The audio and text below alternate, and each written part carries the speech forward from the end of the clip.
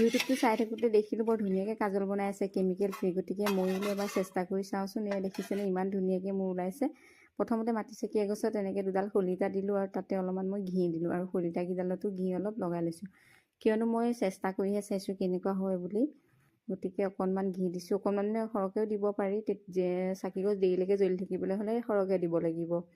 আৰু তাৰপিছত মই ধুনীয়াকৈ চাকিগছ এনেকৈ জ্বলাই ল'লোঁ, দুইফালে দুডাল শলিতা দি, এডালো জ্বলাব পাৰে। তাৰপিছত দুটা মানে চাকিগছৰ যিটো জুই ওলাই আছে, সেই জুইকণ যাতে প্লেটখনত টাচ কৰি থাকে, তেনেকৈ ওপৰত এনেকৈ এখন ষ্টীলৰ প্লেট ঢাকন মাৰি দিলোঁ আৰু অলপ দেৰি তেনেকৈ ৰাখি দিম যেতিয়ালৈকে চাকিগছ নুমাই শেষ নহয়। তাৰপিছত দেখিছেনে ইমান ধুনীয়াকৈ ওলাইছে।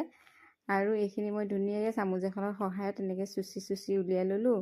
উলিয়াই লোৱাৰ পিছত আৰু বেলেগ বিশেষ কাম একো নাই। আৰু এই মাটিচেকী এগছতে মই লৈছোঁ, বেলেগ কিবা ল'ব পাৰে। তাৰপিছতে অকণমান কিবা খাওঁ লাগি আছিলে আৰু ডালিম আছিলে, গতিকে ডালিমবোৰ চুবাই খাবলৈ মন নগ'লে জুচকৈ বনাই খাওঁ বুলি ভাবিলোঁ। আৰু এনেকৈ ধুনীয়াকৈ মই পিচি কৰি মিহি ইয়াৰ পৰা ৰস উলিয়াই চাকনিয়ে চেকি লৈছোঁ। চেকি লৈ পেলাই এতিয়া মই ডালিমৰ জুচ ঘৰতে বনাই খাম। 200 টকা দি মই ফ্ৰুইট জুচ কিনি নাখাওঁগৈ। খাই মেলি ল'লোঁ, লোৱাৰ পিছত মোৰ এইফালে কাজল ৰেডি হৈ গ'ল।